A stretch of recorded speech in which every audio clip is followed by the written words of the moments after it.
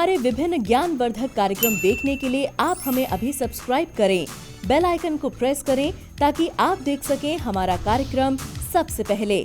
और अधिक जानकारी के लिए फेसबुक पेज को लाइक करना न भूलें।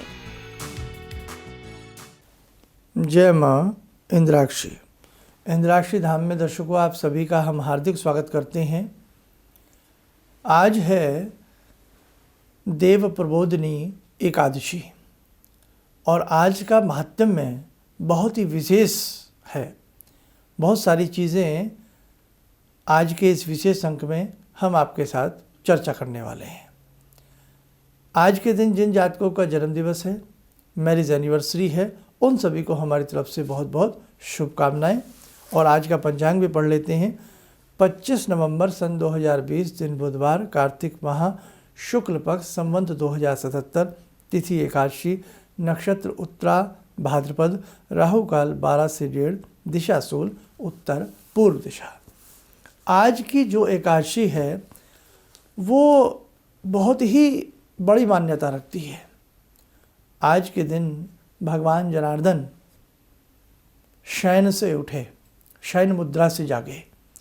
हालांकि यूँ तो ईश्वर कभी सोते नहीं, भगवान कभी सोते नहीं, पर बहुत सी ऐसी प्रचलित कथाएं हैं, ऐसे बहुत से प्रसंग हैं शास्त्रों में जो हमें बताते हैं। भादो मास की शुक्ल पक्ष की एकादशी के दिन भगवान विष्णु ने शंखासुर नामक राक्षस का वध किया था। महासंग्राम उससे हुआ और उस राक्षस के वध के बाद, उस असुर के वध के बाद भगवान जनार्दन क्षीर सागर में जाकर के शयन मुद्रा में चले गए। और ये कहते हैं कि आज के दिन ही जनार्दन शयन मुद्रा से उठे, इसलिए आज के दिन देव प्रबोधिनी एकादशी भी है, देव उत्पादनी एकादशी भी कहलाती है और अनेकों नामों से आज के इस एकादशी को जाना जाता है। आज की इस देव प्रबोधिनी एकादशी के दिन जो भी साधक भगवान श्री हरि का संकीर्तन करता है, हरि का प्रसाद ग्रहण करता है, हरि के निमित्त आज की एकादशी का व्रत रखता है, वो सीधा वैकुंठ की प्राप्ति करता है। आज से अनेकों मंगल कार्य प्रारंभ हो जाते हैं। विवाह शादी के कुछ कार्य रुक जाते हैं, आज से वो कार्य भी प्रारंभ हो जाते हैं। दूसरी बात, आज के दिन किसी भी धर्म क्षेत्र में, तीर्थ क्षेत्र में जो व्यक्ति दान पुण्य करता है, गौशाला की सेवा करता है, आज के दिन जो फल बांटता है, आज के दिन जो किसी धर्म स्थान में साफ सफाई करता है, उसे बहुगुना लाभ की प्राप्ति होती है। दूसरी बात, आज की रात्रि जागरण की रात्रि है। देव उठ गए तो हमें भी तो उठ जाना चाहिए, हमें भी तो आज की रात्रि में कुछ जागरण करना चाहिए। अब साधकों आप ये कहोगे कि साहब हम तो शर्मा जी इस बार बहुत जगे, हमने तो बहुत इस बार कभी ये पूजन किया, कभी वो पूजन किया। तो कोई बात नहीं, ये पुण्य है। जितना आप लोग हम लोग कमा लेंगे ना, उतना ही हमारे काम आएगा। और कहते भी हैं, खाया पिया अंग लगेगा और दान दिया संग चलेगा। यानी कि जो कुछ हम अच्छे से अच्छा कार्य कर जाते हैं, दान आदि दे जाते हैं, साधनाएं कर जाते हैं, सिर्फ तप तितिक्षा का जो बल है वो हमारे कई कई जन्मों तक हमारे काम आता है। समझे? हम जीवन में कितने भी गुप्त अपराध करें, पाप करें, वो भी हमारे सामने आते हैं। और जो हम पुण्य करते हैं तो वो पुण्य का फल भी कई कई जन्मों तक हमारे संग रहता है। इसलिए ये सब पुण्य हैं, ये सब अच्छी बातें हैं। हम सनातन धर्म को मानने वाले हैं तो हमें इन सब बातों का अनुसरण करना ही करना चाहिए।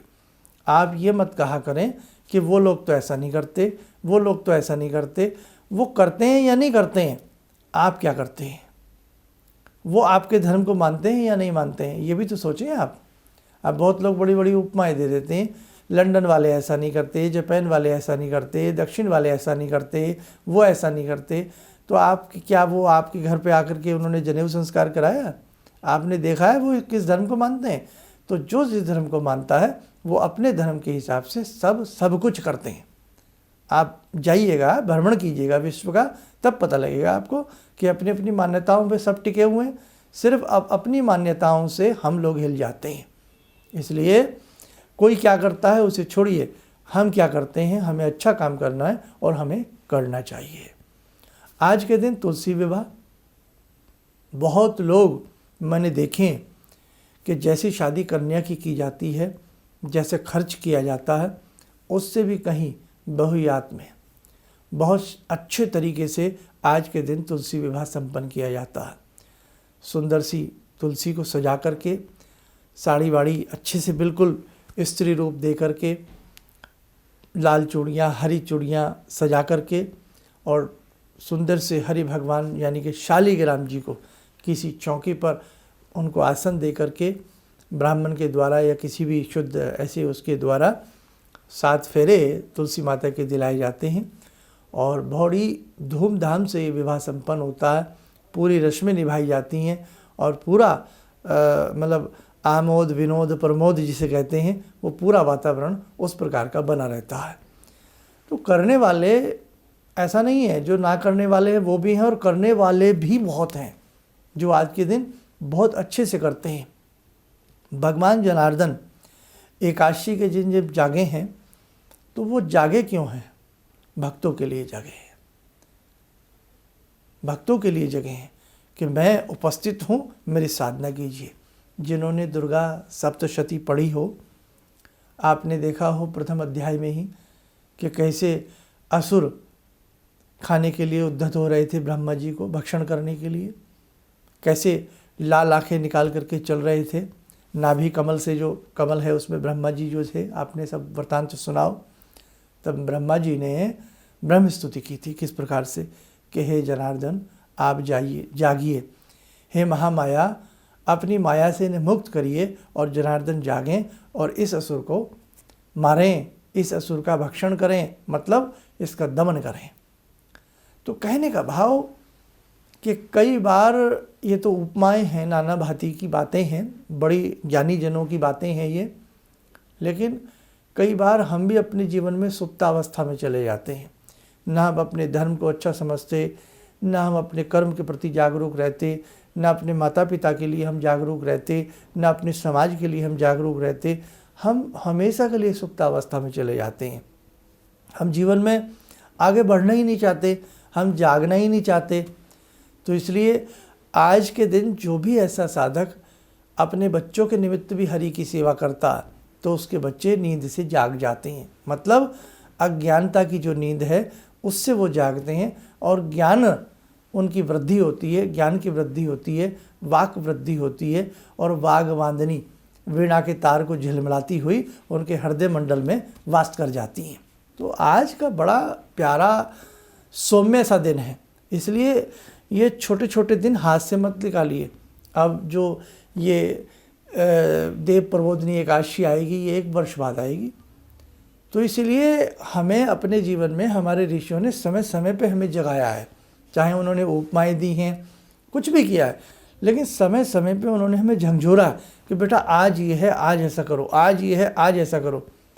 सब व्यक्ति की चाहत क्या पैसा कमाने की नहीं होती।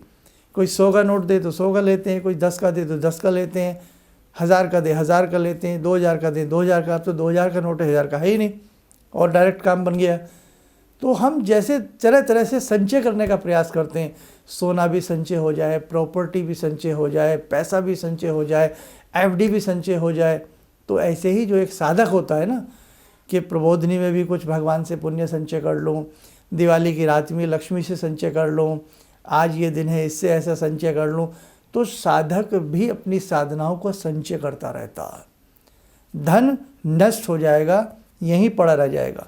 सिकंदर दुनिया को लूटने वाला भी कुछ नहीं ले जा सका, इसलिए पुण्य हमारे साथ चलते हैं। तो जो साधक है ना वो हमेशा फायदे में रहता है, कभी भी साधक नुकसान में नहीं रहता। लक्ष्मी को लूटा जा सकता है लेकिन सरस्वती को चोर भी नहीं चुरा सकते। आपकी विद्या को, आपके विद्या के बल को, आपके तप को, आपकी तितिक्षा को हमेशा आपके काम आएगी। इसलिए बहुत प्यारा दिन है, ज़्यादा ना कहते हुए बस ध्यान रखें। और मैं ये ज़रूर चाहूँगा कि इस महत्वपूर्ण एकादशी के साथ साथ 2 मिनट के लिए, चाहे आप हमें फेसबुक पे सुन रहे हैं, चाहे आप हमें यूट्यूब पे सुन रहे हैं, इस भगवान जनार्दन की 2 मिनट की ध्यान साधना से आप अवश्य जुड़ें। ॐ करारविन्दे न पदारविन्दं मुखारविन्दे विनिवेशयन्तं वटस्य पत्रस्य पुटे शयनं बालामुकुन्दं मनसा स्मरामि बालामुकुन्दं मनसा स्मरामि कस्तूरीतिलकं ललाटपटले वक्षस्थले कौस्तुभं नासाग्रे वरमौक्तिकं करतले वेणुकरे कङ्कणं सर्वाङ्गे हरिचन्दनं सुललितं कण्ठे च मुक्तावले गोपास्ति परिवेष्टितो विजयते गोपालचूडामणि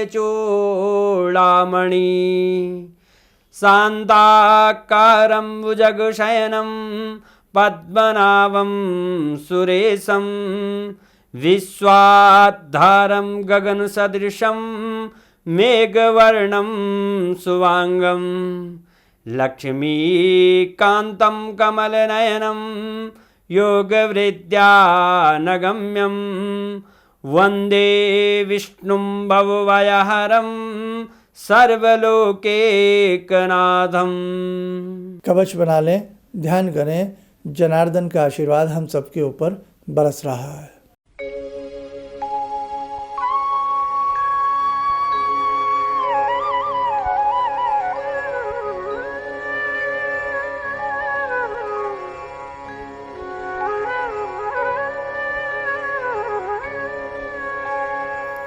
ओम बोलते हुए नेत्र खोलें, सामान्य हो जाए। तो ध्यान रखें, आज के दिन जितनी भी सेवा शुद्धता आपसे बन पड़े आप लोग ज़रूर कीजिएगा। इन्हीं शब्दों के साथ हम अपनी वाणी को विराम देते हैं। जय श्री कृष्ण। ज़िंदगी के इस प्रवाह में तमाम लोग डिप्रेशन के इस हालात से गुज़र रहे हैं। सफलता असफलता अपनी जगह की बात है, लेकिन पता नहीं कितने सारे लोगों को इन्होंने डिप्रेशन से उबारा है, नया मोटिवेशन दिया है काम का। इनका जो एक अनुभव था कि एक मेरी बातें इनसे लगातार कभी कभार हो जाया करती हैं। एक दिन मेरी बात हो रही थी, अचानक इन्होंने प्रश्न किया कि क्या आपके यहाँ कौवे आ रहे हैं। मैं बहुत तेज चौंका। करीब 4-5 दिनों से कौवों का झुंड मेरे घर पे मंडरा था। तो मैं यही सोचने परेशान था, ये शुभ है अशुभ है, क्या चीज़ है। तो मैंने प्रश्न किया कि क्या मैंने आपको बताया कि मेरे घर में कौवे आ रहे हैं। कहने नहीं, मुझको दिखाई पड़ रहा है।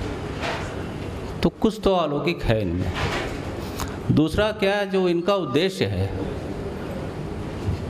जब महाकुंभ में आए थे, मेरी इनसे वार्ता हुई तो मैंने इनका उद्देश्य जानना चाहा कि किस उद्देश्य के लिए आप काम कर रहे हैं। तो जो उद्देश्य उन्होंने मुझको बताया, मैं मन से इनके उद्देश्य के साथ जुड़ गया। इनके साथ तो जुड़ा था ही, अब इनके उद्देश्य के साथ भी हूँ मैं। किसी भी समस्या के समाधान के लिए मिले प्रसिद्ध हस्तरेखा एवं वास्तु विशेषज्ञ प्रोफेसर धर्मेंद्र शर्मा जी से। नोट: शिविर में भाग लेने हेतु एवं व्यक्तिगत रूप से मिलने के लिए कॉल करने का समय सुबह 10 बजे से शाम 6 बजे तक। हमारे विभिन्न ज्ञानवर्धक कार्यक्रम देखने के लिए आप हमें अभी सब्सक्राइब करें, बेल आइकन को प्रेस करें ताकि आप देख सकें हमारा कार्यक्रम सबसे पहले। और अधिक जानकारी के लिए फेसबुक पेज को लाइक करना न भूलें।